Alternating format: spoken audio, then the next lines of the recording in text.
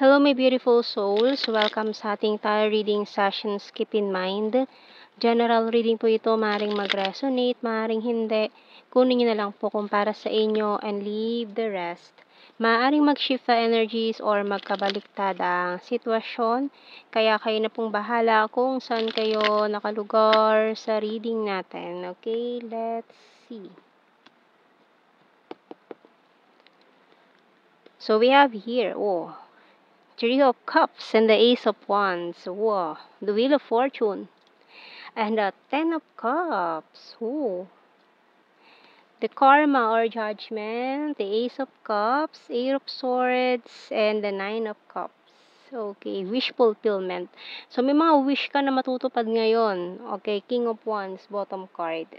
Okay. So, it's about having this family, or if you are nag-iisip ka na, nagpaplano ka na bumuo ng sarili mong pamilya, no? With this Ten of Cups natin dito, dalawang ihises natin dito. Maaaring you want this new beginning with this person. Maaaring Fire, Aries, Leo, Sagittarius energy. Ayan. And, mukhang ng taong to is your wish. Yung taong ideal person mo, wish come true na mangyayari. Maaaring person from the past then for some of you, or kung hindi naman naging ex, pwedeng nakilala mo na siya sa iyo nakaraan. Pwede naging kayo, pwedeng hindi. So, maaaring mag-meet ulit kayo nitong taong to na nakilala mo na noon pa man. So, tingnan natin anong message ng Archangel natin. So, hindi naman porke galing sa past is ex-lover na. So, pwedeng friends na may feelings, ganyan, na hindi naman na naging kayo, pero may feelings na siya noon pa man. So, tingnan natin, muling magtatagpo ang landas nyo nitong taon to. So, ibig sabihin, kilala mo na siya. Okay, so we have here Comfort by Archangel Azrael. I'm with you in your time of need, helping your heart to heal. Okay, so yan, kung may mga nangyari kayong past experiences na hindi maganda, maaaring makatulong tong taon to sa inyong moving on process. Ayan. Or maaaring kung may pinagdaanan kang hindi maganda, tutulungan ka niya, or this person magiging shoulder to cry on. Okay, so tingnan natin. Or dati, mukhang siya yung shoulder to cry on mo dati. Noon. Okay, so tingnan natin. Sa mga signs and symbol cards, lalo na kung na-stuck ka sa isang relationship with this Eight of Swords natin dyan. Wow, healing crystals and shoes. So, maaaring parehas kayo in this healing process, healing journey, na medyo matagal na to, pero ayan, nag-i-struggle pa rin. Hourglass, Lighthouse, and Tree. So, maaaring soulmates kayo nitong taon to, or one of your soul tribes. Ayan, kaya magaan yung pakaramdam niya sa isa't isa, bird. So, parehas na kayong single, malaya ngayon. Ready na kayong magmahal, or habang kayo nag-move on, matatagpuan nyo pala ang isa't isa, diba? So, kayo pala. For some of you kasi mukhang hindi nyo rin to inaasahan, or siguro dati hindi mo siya type, or hindi kanya type, ganon. Tapos ngayon hindi nyo ina-expect na mafo-fall pala kayo sa isa't isa. Lalo na kung friends kayo nitong taon to before, na nawalan lang kayo ng communication, or nagkaroon lang kayo ng separate ways. Sorry, I'm wasted. Okay, so mukhang for some of you may mga feelings na naman na pero hindi nasabi. You complete me. Mukhang hindi niya yun na-confess. I want you back. I love you more. You're my destiny. Ayan, no? I'm proud of you. Feeling betrayed and guarded and wounded. So, yung bottom card is tired and need rest. So, mukhang nagkahiwalay kayo nitong taon to. Malinaw dito na hindi naging kayo. Mukhang friends lang talaga kayo before. Pero may feelings involved na. Okay, so tingnan pa natin. More messages. The Hidden Truth, Oracle cards.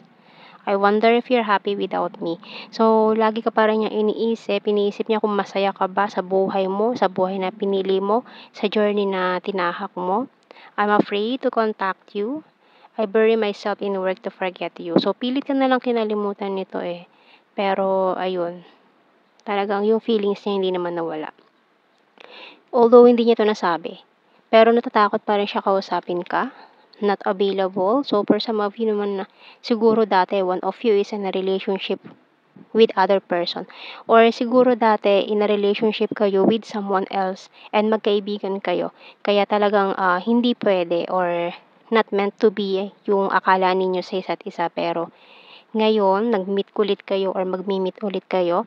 Kayo pala ang destiny. So, we have here, I look for you everywhere. Siguro na naramdaman niya yon, nag-start na siyang hanapin ka. And times, I stay awake thinking about you. I love you unconditionally and we need to let each other go. So, ito yung nangyari. Kailangan nyo munang i-let go ang isa't isa to find the ways or ma-realize nyo yung mga dapat ma-realize. I lost myself for a little while. Okay, so kuha tayo ng initials. Pwedeng initials ng pangalan nyo or any words na pwedeng mabuo na connected sa inyo.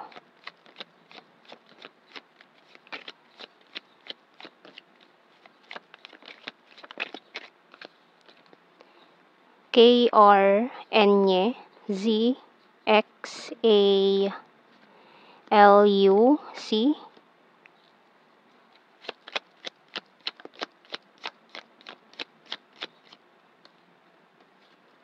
S, Q,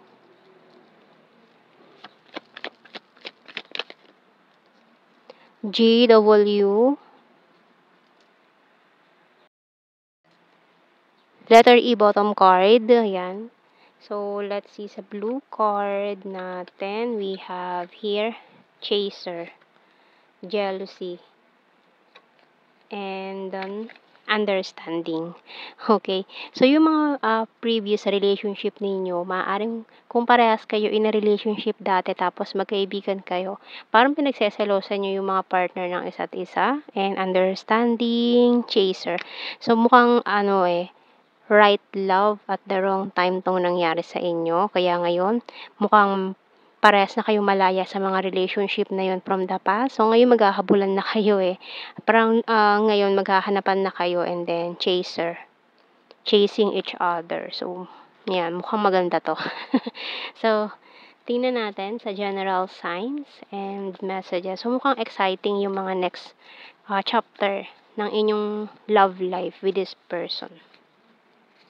So, we have here sweet. So, may mga nangialam din ng mga plastic persons. North PH, Pisces, has a dirty sense of humor. South PH, may mga other country pa. So, may mga long distance situation. October, popular, very loyal, present lover. So, inisip niya rin siguro kung may present lover ka ngayon. Maring, ayan, mga karmic relationship pala, yung mga pinagdaanan nyo. Weird, green-minded, ayan, confirmation ng long distance. February, Virgo. Taurus, once is fire sign. Aries, Leo, Sagittarius. High expectations, Capricorn. June, flower farm, sarcastic. Neighbor, Visayas. Okay, last card na dapat pero need more signs. Okay, kuha pa tayo. So, we have here, number 10, completion na ng mga cycles nyo or mga karmic cycles. Summer, ayan maring friend, and caring. So, yan ang ating reading, my beautiful souls. Thank you for watching. Take care and God bless. See you in our next reading, guys. Bye-bye.